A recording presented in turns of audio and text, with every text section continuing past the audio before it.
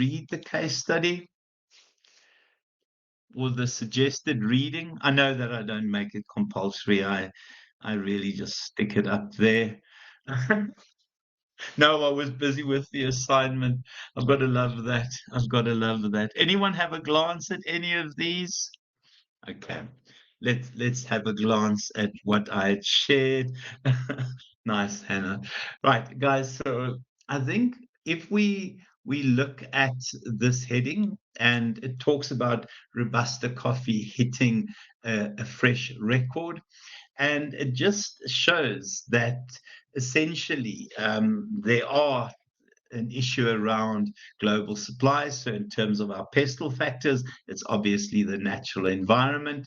But in reality, this company is doing pretty decent. I mean, they're performing in every single possible way, and so I think when we see this kind of thing, companies often have to decide, what do we do with this new popularity? What do we have to change? And generally, companies will then start thinking about expanding into new geographic areas, attracting a different group of customers, launching innovations in terms of their coffees, etc. The other one I shared, and I will talk about the elements there. The other one is the Woolies one. So it appears that Woolies has bought Absolute Pets. Now it is quite a clever move in that it expands itself into the pet food market, which is a very, very valuable market. And you can see they have got a majority share, 93%. Now, in terms of that, when we talk about corporate strategies, it is horizontal integration, and it's adding this as a company as part of their portfolio, and it's entering a new market. So attracting different customers, moving into a new area. So there's a bit of horizontal integration there.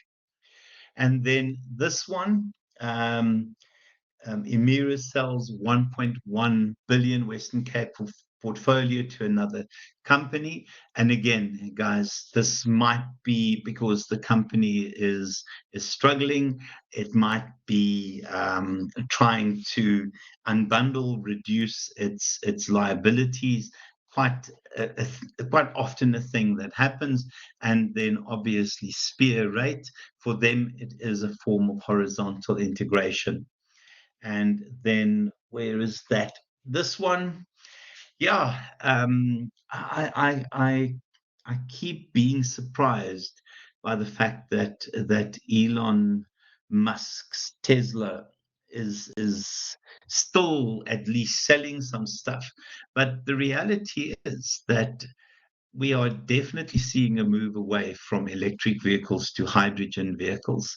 And you can see the reduction in sales over time. Now, what is happening is that Tesla is facing a declining market, or a market that has lost complete interest and has transitioned to newer technologies. And at some point, in order to stay viable, Tesla has to either start considering some sort of turnaround strategy, or they might have to move towards hydrogen vehicles. But that kind of drop in interest is significant. Now, all these articles essentially link to what we're looking at tonight, and that is our corporate level strategies. So when we look at corporate level strategies, it really is that set of strategies that will be used in terms of the big picture stuff. And I want to use the term big picture stuff. So I'm going to move into corporate level strategy.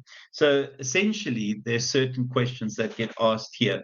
The first one, obviously, what businesses, what industries should we operate? And then how do we maintain synergy across those industries. Now, if we look at a company like Tata, it's I don't think people actually understand how big Tata Global is. Hold on a second, I just want to open here. So when you hear the term Tata, guys, what do we think about? What do we think about when we hear the word or the term Tata? And don't say Tata na chance. Car. Steph, what else do we think when we hear Tata? Or is it just car?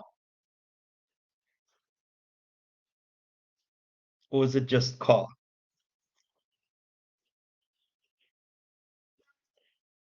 Cheap and sketchy. Rochelle. Small cars. Small cars. Guys, let me tell you, manufacturer, okay, interesting. Let me show you what Tata is about.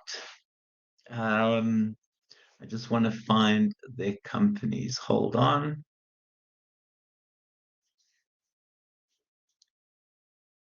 Okay, so when we look at Tata, let's see what it really is. So you have Tata Consultancy Services, Tata Steel, Tata Motors, which obviously is what we think about, Tata Chemicals, Tata Power, Tata or hotels or Indian hotels. Sorry, that was the wrong one to open. Where is the rest of them? Sorry, I just want to show you guys. That would be, I want to go all. Okay. It's a heck of a lot more than what we think it is, guys. They own Jaguar, they own comp systems in terms of manufacturing, consumer products, etc. A watch company. Um, it, it carries on, guys. It carries on and on and on and on and on. Yeah. To also just say, I think Air India was at some point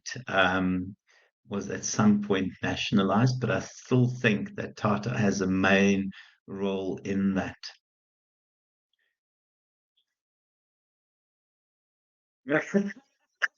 They're not Tata made planes. It's the airline. They don't build planes. You'll rather walk. Guys, who is surprised at this?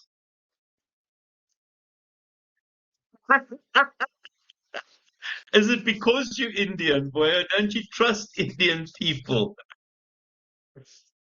Guys, what do you think about Tata as a company now? They are way more. Oh, chill. Oh, you're allowed to say it, boy. I don't think the rest of us are allowed to say it. Oh, gosh, boy. Guys, any comments about the number of companies or divisions that fall under Tata? Now, imagine being the overall global office of Tata and trying to make sure that we have strategies that relate to each of these strategies that essentially will keep these different, and I'm going to call them divisions or companies, performing. Because what happens in consultancy services is slightly divorced from, I don't even know what that is, technology services, which is very different from steel, which might not be the same as that and that and that. Sorry, is anyone surprised by this?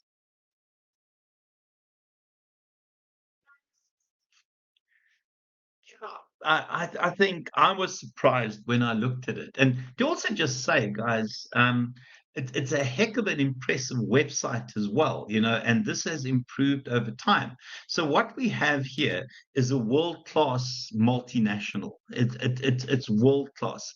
It has significant numbers of divisions that they look after. So in terms of the first one, what industries and businesses? Tata is everywhere, guys. They are literally absolutely everywhere. And then the interesting one, how do we build synergy? Now, if we look, for example, at a company like Mac, um, Massmart, Walmart.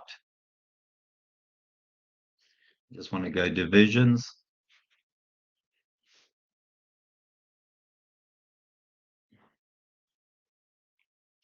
Sorry, hold on a second.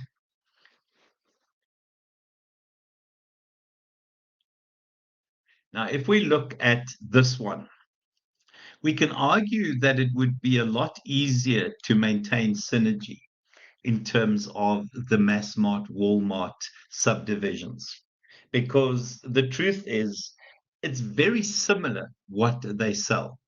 Now, obviously, they focus on different niches, but the truth remains that there is some sort of logic, there's some sort of connect between these different divisions.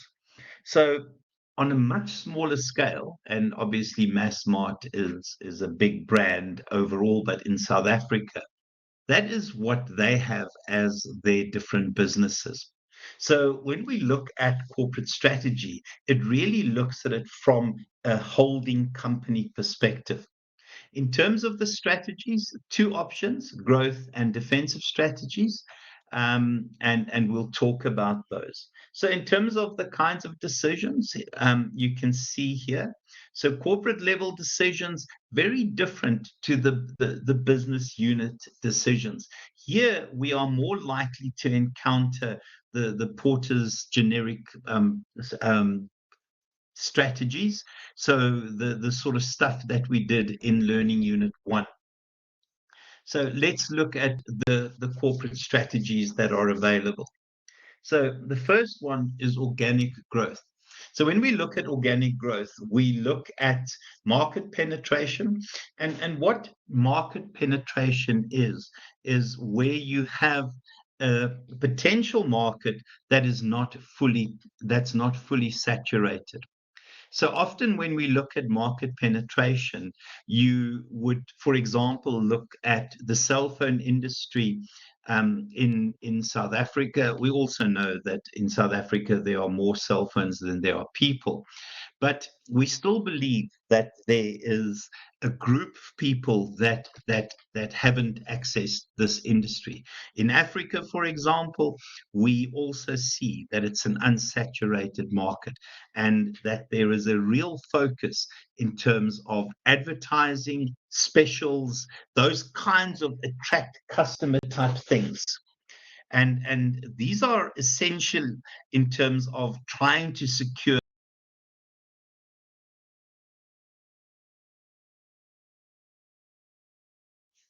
Okay, guys, so in terms of organic growth, market penetration, the second one is consolidation. Guys, this is, and it's worth writing this down. This is where we try and make the organization fit for purpose. We try and get the organization to reflect the realities of its operating environment. So often what will happen is it's a sort of hold and maintain type approach to this. It's hold and maintain. So you don't want to overextend yourself. Perhaps the market has slowed down a bit and it's going through a bit of a low phase and people essentially are starting to save money or there's a downturn in the economy. So what you do is you downsize, and I don't like the word downsize. I prefer the term you right size. So you become fit for purpose, or you maintain your market share. And here you are talking to your existing customers. You're reminding them that there's a reason that you've purchased our product. There's a reason that you use our service, and you target them specifically through adverts, etc., to try and make sure that at least we keep those people we have. To also just say, guys, often it's when new competitors arrive, and you need to try and keep hold of the market share that you have. Guys, can you think of any examples of the first two of market penetration? Is there a company that all of a sudden is starting to advertise a lot more? Can we think of any companies? Timu, yeah, you're right, Boyo.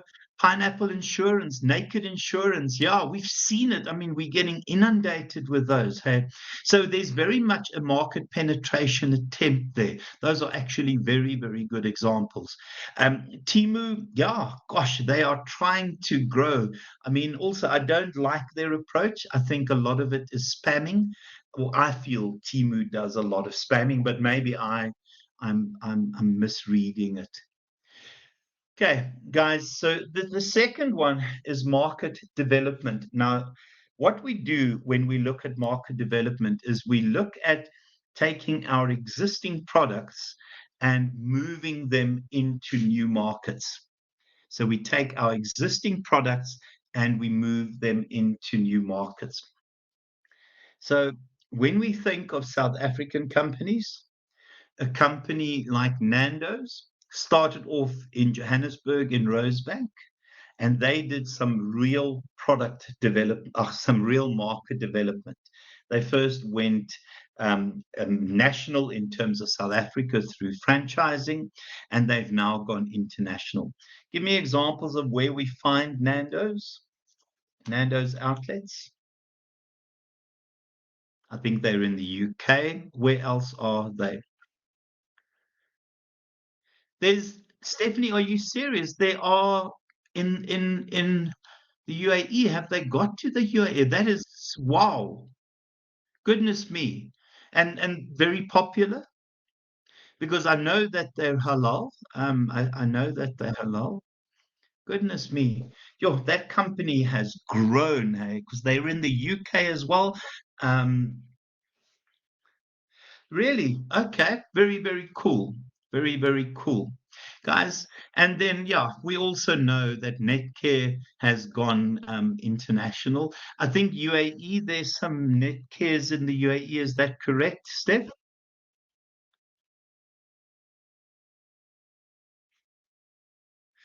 Is that Nando's, boy? You haven't seen any. And then Southern Sun Hotels. Okay, Tuma, sorry, boy. And Southern Sun Hotels, are they in the UAE?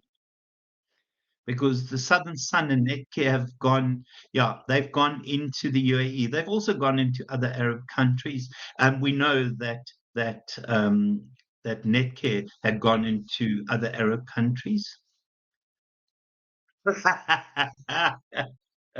Oh, very, very cool. Very, very cool. Oh my gosh, very cool. That's very, very cool. Okay, guys, any other examples of market development where South African companies have gone elsewhere? Obviously, Woolworths are now in Australia, but it's not been the best move ever. I believe they are turning the corner there. Other examples of South African companies that have gone, let's say international, not global. Did Woolworths fail there, Steph? That is heck of an interesting. Streets Spur. Okay. Yo. So they've tried there. Woolworths initially in Australia was an absolute mess, and then they did some repurposing, and we now adopting the Woolworths model from Australia, where they not an exclusive store, where they try and have specials, and they become the place that every person goes to who wants quality, and it's not exclusive anymore. Okay, guys, so market development. Now there are different ways. Oh, Debonair is also very, very cool. Very cool. And it shows companies that started here. I think people don't know, but Debonair started in the Spar in Pietermaritzburg. It started in the Spar in Pietermaritzburg, so it was a local thing that has grown and exploded now internationally. Guys, so market development, one option. You can also do the whole merger in terms of market development. So maybe Woolworths can argue the fact that they've bought this new franchise is allowing them to develop that market. I prefer, though, it's more of an integration strategy, or you can do it through joint ventures and strategic alliances. Remember, guys, also we know that franchises also allow you to do that kind of growth. Okay. And then, guys, the product development. Product development is where you add new products to your existing range. Product development where you add new products to your existing range. If we think of Amazon, what did Amazon start as? What did Amazon start as? A bookstore, an online bookstore, 100% tumor, an online bookstore. Now you think, what does Amazon sell? There's nothing it doesn't sell. There's absolutely nothing that Amazon doesn't sell. So we've seen a significant growth in terms of the array of products available from Amazon. Okay, so other examples of product development where companies have added new product to their lineup, new products to their lineup. Debonair's does a heck of a lot of Apple, phenomenal. Debonair's got a lot of product development. Nando's does a lot of product development. Apple, oh my gosh, so many product development ones. Samsung, yo, guys, Samsung last year registered 9,000 new patents, and those patents go into new products that they developed. They're the biggest number, the company that registered the biggest number of patents. Guys, and then the next one, diversification. So those divide into two, related and unrelated diversification. When we talk about related diversification, we talk about the technology. We refer to the technology being used. In related to diversification, you use the same technologies that you would use in your original brand. So the technologies remain the same. Give me examples of related diversification where the technologies have remained essentially the same. Apple in terms of the iPad, Apple in terms of the I don't know what it's called, the new Apple goggles or Apple glasses. So the technology is the same, but they diversify into new industries. Other examples, guys, of related diversification. Huawei, absolutely. SMIG, absolutely. We also see, guys, in terms of um, we know that Volkswagen at some point built a motorcycle and it bombed. I don't know if anyone has heard of a Volkswagen motorcycle. And that was an attempt at related diversification. Obviously, related diversification a couple of years ago would have been when Volkswagen launched the Amarok. Not the Amarok, the Bucky. What is the Bucky called? The Toyota Bucky. Mercedes with their Bucky. Now, what we've seen is Mercedes also has withdrawn their Bucky in South Africa. It is the Toyota Amarok. No, it's the Volkswagen Amarok. What is the Bucky, guys? What is that called? What is the Volkswagen Bucky? I can't think right now. Okay, but what was interesting a long time ago.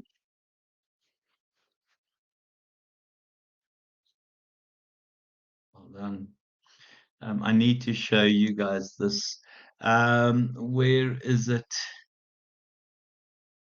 Where is the?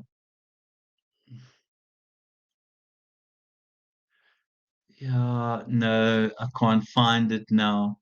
But yeah, VW did their own motorcycles. Oh, there it is. My apologies. It's weird looking. So they've now gone and customed it. I don't know where I'm going to find that picture, but there it is there. Yeah, interesting. It is the Amarok. Thanks, Rochelle. And then obviously, guys, we've seen BMW introduce their motorcycle a long time ago. What is the KTM car? Is it called? Is it the KTM? Yeah, this is the Crossbow. So KTM a couple of years ago went and launched the Crossbow. That's the Crossbow. Yeah, it is a pretty impressive lightweight rocket ship, and KTM is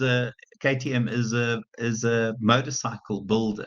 So we've seen that kind of similar technologies being used in terms of related diversification, guys, and then unrelated diversification.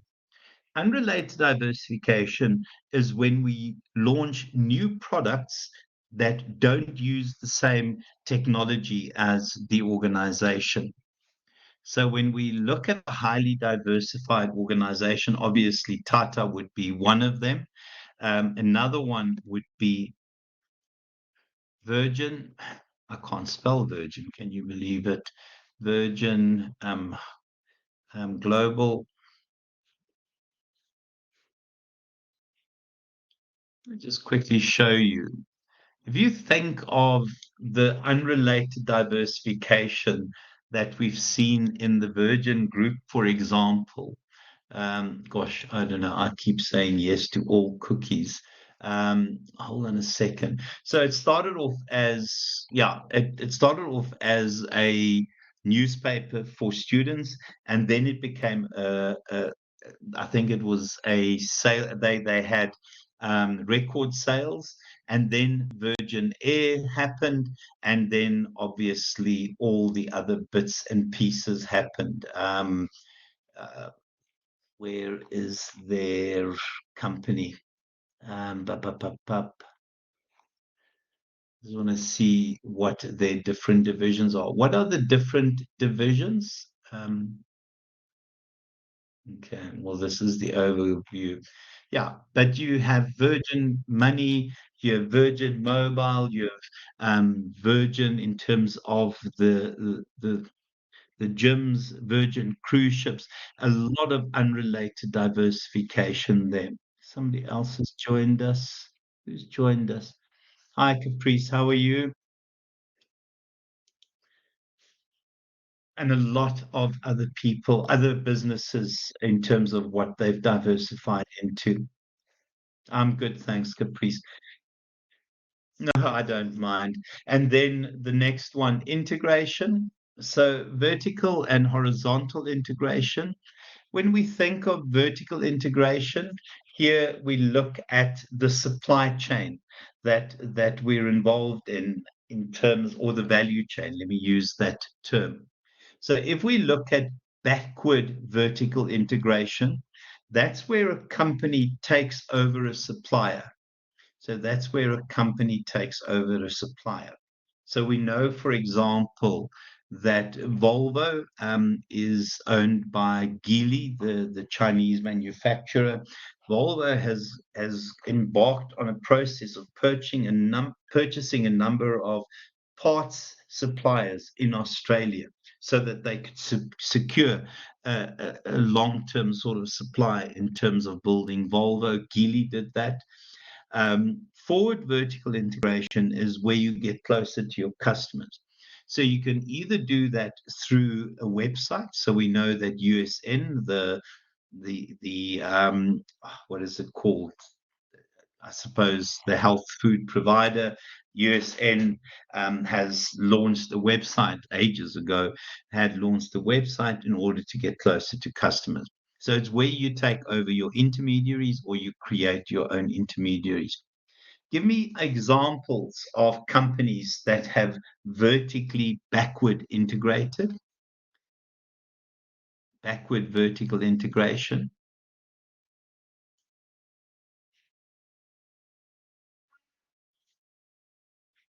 Sorry, guys, I'm just typing.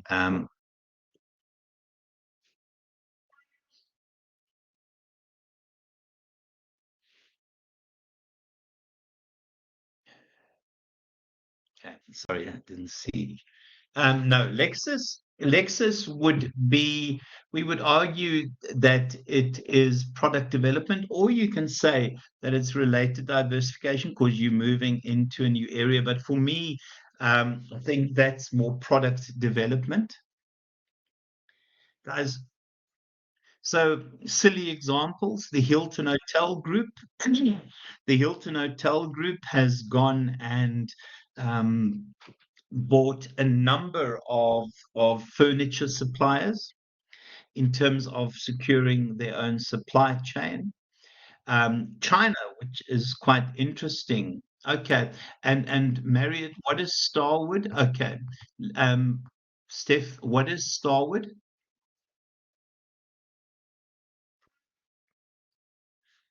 Okay, so Marriott is the hotel chain. Did they buy the Starwood also a hotel chain? Because okay, that would be horizontal integration. So taking over a competitor's horizontal integration.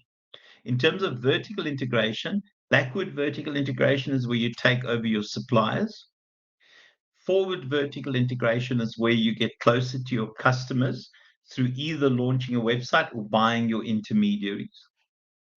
And then horizontal integration is where you buy a competitor. Okay.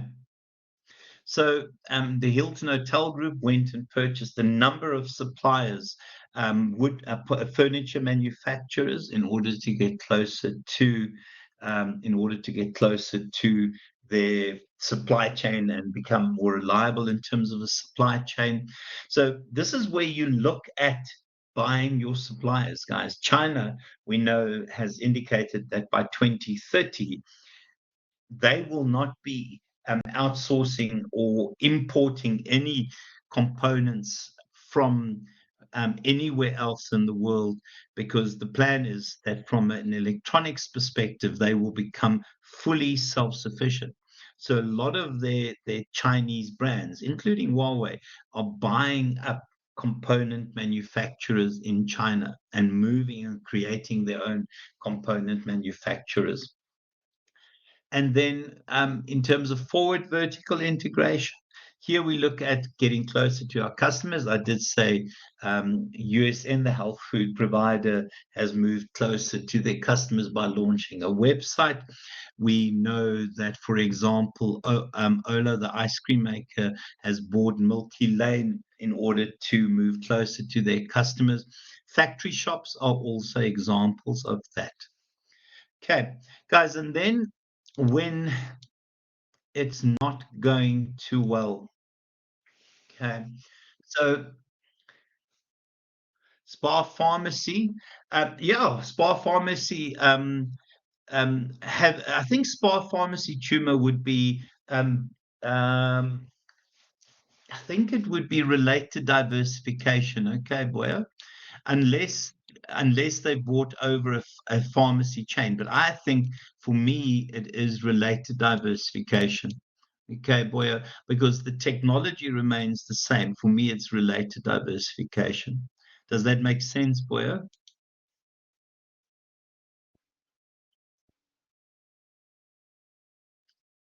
That would be horizontal integration. So essentially, they've taken over a competitor.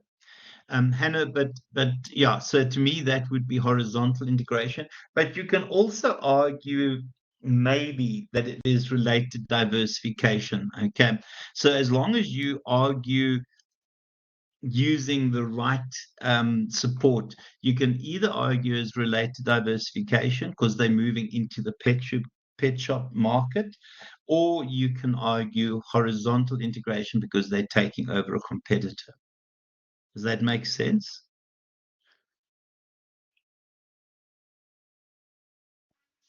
would depend on how you argue and support your argument. Okay. Right, guys. And then in terms of when it's not going so well, so here what we look at is a situation where an organization faces a number of threats and it has a number of weaknesses. So in terms of my Tesla article, where's the Tesla article? Tesla is facing significant threat. The first threat it faces is the exponential advances in hydrogen technologies. Electric vehicles is the past. Electric vehicles, if you think of your marketing curve, is now at a maturity stage. And no, they're at a decline stage. Let me not say maturity. Sorry, they're at a decline stage. And they will disappear. So Tesla sits with the situation that they have a number of threats. Customers have lost interest in it, hydrogen vehicles, an economy globally that is not performing because Teslas are quite expensive. And they have a number of weaknesses. Tesla is not known for delivering on time. Tesla is also not known for the best quality, the best standards, etc. So if you're a Tesla type organization, from where I see it, you're facing a number of threats and you have a number of weaknesses. So in terms of that kind of situation, so overall, Tesla belongs to a holding company, and I think the holding company might be Tesla. Can somebody just check what Musk's holding company is called? Oh, sorry, I can do that. Sorry.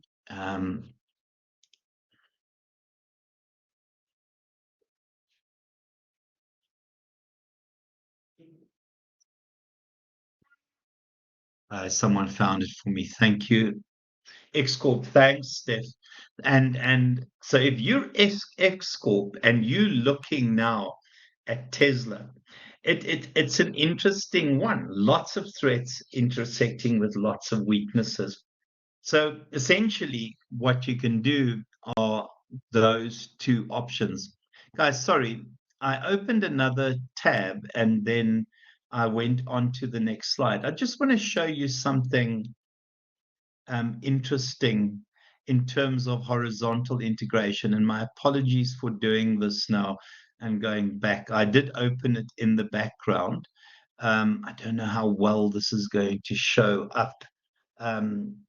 Oh, I've just disabled my ad block. I'm not disabling my ad block. Sorry. Sorry, hold on a second. I do not want to disable my ad block. Okay, guys, have a glance at that quickly. I'll try and enlarge it. I don't know how well that's showing your side. No, it's showing awfully. Oh gosh. Let me see if I can make this slightly larger. Okay, how's that looking, guys? We were talking about horizontal integration, and the one thing people are always surprised at is about what company owns what.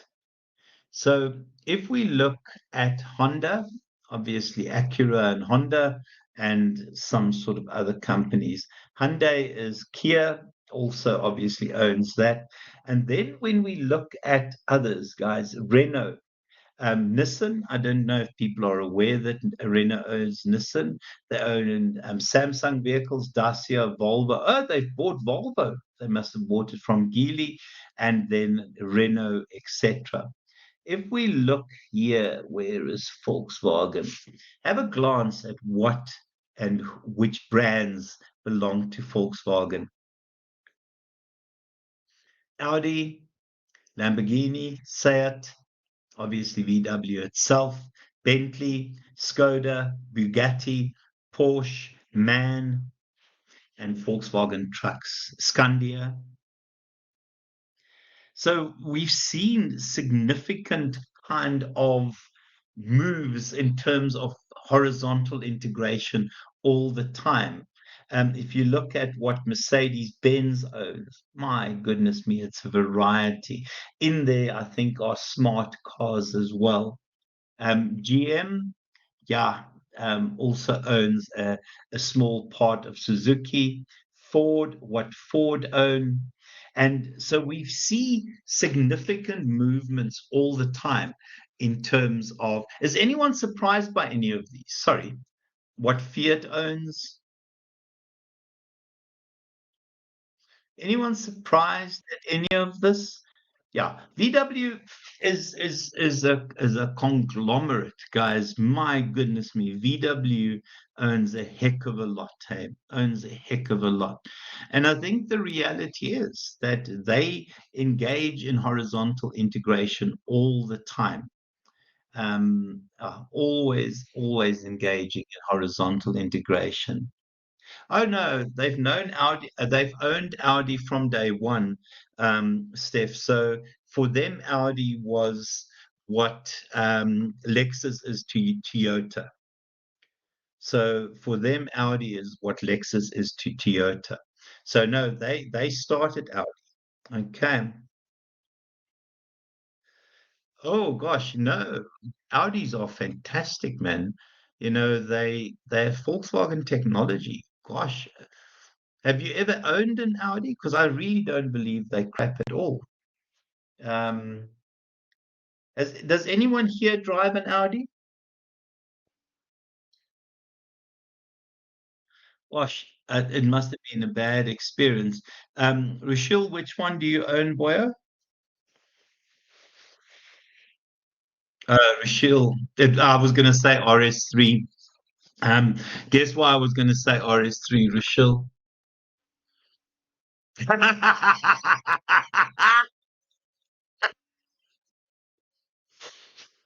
You said it, Boya, but I thought it. So I'm the only you can say that, Boya. Yo, that is so unprofessional on my part, guys. Rashil, very cool. That is, and good car or piece of crap with a K. Rashil, great car or piece of rubbish. It's the best. Yeah, yeah. We also know why you say. No, I can't say that again. Yeah, no, it does, boy. It does. Okay, I drive Volkswagen, so I'm not the best person to ask about which cars are the best.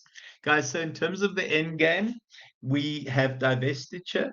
So internal divestiture is where we start selling off, where we close where we close down inefficient production lines, we reduce products that aren't selling well. You could sell off part of the business as well, so you can sell off assets that really aren't great. And we know that Pick and Pay has sold some of their assets, and Checkers have picked those up. You can reduce your assets, or you can focus on a niche, and then yeah, when it's not so good, you could sell the business, liquidate, and yeah, you don't really want to do the bankruptcy thing. So when we look at these strategies, guys, I'm not going to go through these because I think I've given quite a bit of discussion. So the discussion of those strategies are there. Okay.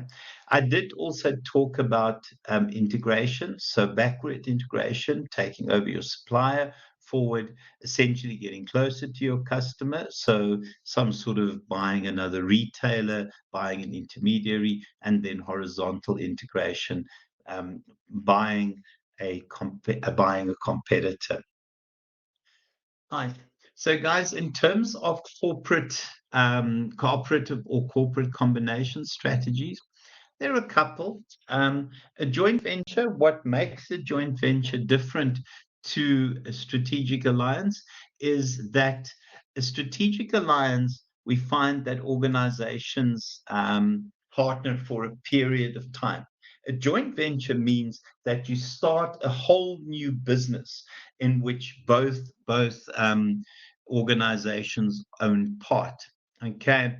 And what often will happen is people use joint ventures in terms of market development, because it's good when you partner with a local company because they know the lie of the land. They know the realities in terms of that particular market. Guys, yeah. And then the defensive strategies. I've talked about those, guys. Please have a glance at those. And then exit, as I said, not ideal. In terms of the corporate parent, if you're Tata, you you are struggling because you don't have companies that are very similar. Tata is very successful at doing this. If you are Massmart, Walmart in South Africa, it's easy to maintain synergy.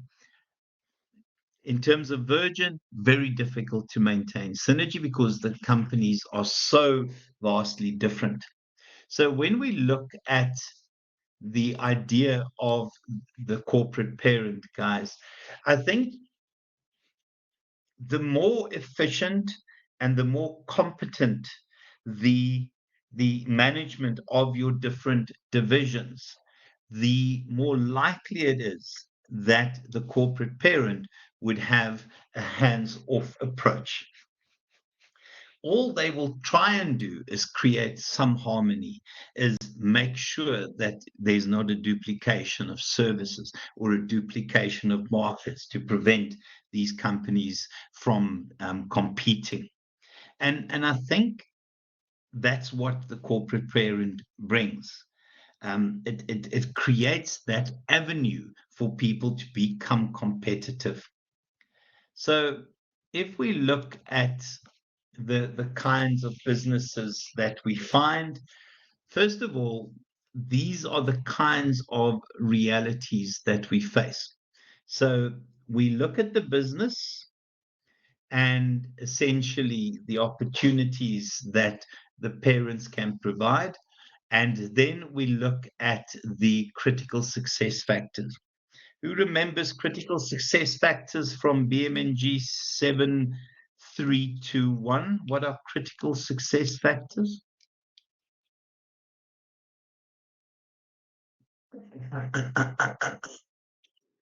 What are critical success factors? Guys, remember, critical success factors are the non-negotiables to compete in a particular industry.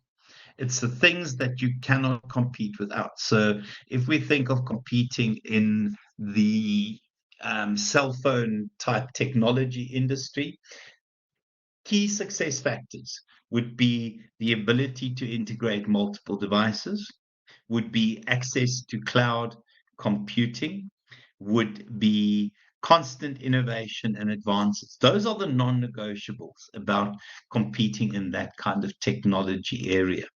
So what you then have is, if there's a high relationship between the parent and essentially what the business does, you have those heartland businesses. You want to almost think of them as your stars. These here are the kind of businesses you're involved in that drain your finances. So in terms of Elon Musk and him buying Twitter, now X, in my mind, it is a value trap business. It's constantly needing support from other areas. It doesn't run at a profit. Alien businesses are those that simply don't make sense in your lineup. And so when in my mind, when Musk bought Twitter, it was an alien business which now has become a value trap. Ballast businesses, I think here, the different partners, there's not ideal fit between the different subunits, but they tend to survive on their own. Here, there's a nice synergy. So in terms of looking at what to do with your different businesses, guys, we look at the Boston Consulting Group framework. So when we look at the Boston Consulting Group framework, we look at certain things. So in order to decide what to do in particular businesses. We look at where that business falls into this particular matrix. The two criteria that we look at, the first one, is this specific business in a high or low growth market? And then we look at the market share that we have in that business. Now, please just remember, guys, this is a back to front one, okay? So highs intersect and lows intersect. So we look at our market share, and we also look at the actual market growth rate. So is this a market that is declining? Is this a market that is growing? Has it achieved maturity, etc.? So in terms of that, if you have got a business that is in a high market growth rate business and you have high market share, those are your star businesses. Those businesses you invest in, you look after, you make sure that from a strategic perspective, you highlight their importance in terms of strategy. So you're constantly launching new products, constantly launching new innovations, constantly keeping them fresh and relevant. If you have this one, guys, this is a cash cow. A cash cow is where you are in a market where you have high market share, but it is a market in decline. What happens with cash cows, and why we use the term cash cows, is that these companies generate money significantly larger than what it costs to run them. So they make big cash, and there's very little cost in terms of R&D and having to pay back capital investments and R&D investments, etc. Dogs are businesses that essentially are in a low, oh golly, what am I doing? Low growth market, no growth market, and you have low market share. So essentially, these are ones you want to dispose of. These are the ones you want to sell. Okay, you want to divest, you want to get rid of them. Question mark businesses are interesting, guys, in that fact that they're in a high market growth rate, but you have low market share. So you have two decisions to take as the corporate parent. You can take the tons of cash that comes from your cash cows, invest it into there and turn them into stars, or you can simply ignore them and let them become dogs. So there you see what happens with the money, the excess funds that the cows create, and obviously you also pump money into your stars. The dogs, guys, make no sense in terms of your system. Guys, does that make sense?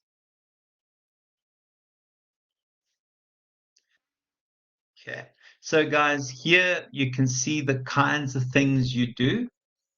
I love this strategy, milk. There is no strategy that says milk, but we know what they mean. Okay, guys. Here, divest, get away from. Okay. Here, decide. Can we grow it there, or will we just leave it there? Okay, nice explanation of what I said. This one, okay. This is different channels where they're at. So here they see stars as Snapchat, Instagram. What would we add now in terms of where the world is? Which one would we add to that? There's another kind of social media that we consider a star. Yes, Steph, well done. TikTok. Okay. Instagram definitely moved. Yeah, definitely moved to become a bigger star. So this is a while ago. Facebook's, oh, they've got this back to front, guys.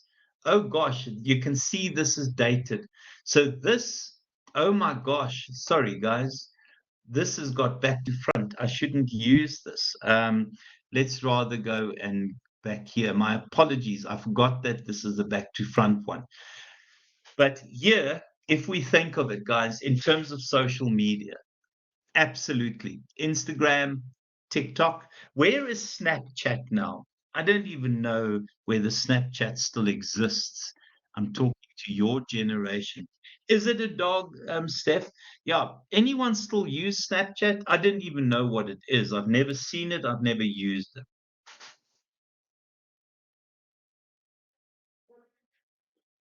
Is Snapchat a dog, guys? Yeah. I think they might be a dog.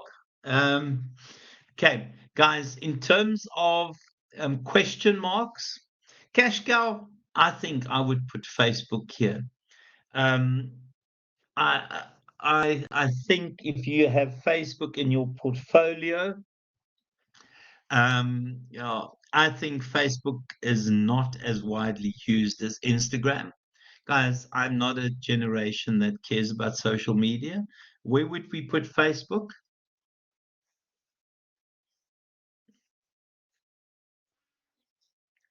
Cash cow. I think so too. Guys, and then question marks. What are some new? Would you say star? Yeah, I think so, boy. I think I would put it maybe there because it is it I think that people have lost interest in it. Okay, I think people have lost a little bit of interest in it. So it's not as high up there, but I think from a market growth rate, it's not a growth market anymore, boy. And that's why it's questionable. It might sit on the cusp of those, but it's not in a growing market, hey, boy. Remember, we look at the growing market. Yeah, no, true, true. But is it a growing market? I don't think it is. But, that's just an opinion. And then question marks. Which are the companies now, guys, that essentially are up and coming in terms of social media? Obviously, WhatsApp sits there as well. Companies that are up and coming in terms of social media. You see, I'm not. Steph, I am double your age at least. Um, Guys, what are some of these new companies that we hear about? See, I'm not a big social media person. Okay, maybe we'll leave it there tonight. Okay, guys, so this is back to front. So just remember when you read it, the layout of this is a little bit dodgy. Okay, right. Guys, any questions, any comments? Apologies for going over time. I know that I'm not supposed to do that, but truthfully, I have to get through stuff. Any questions, any comments?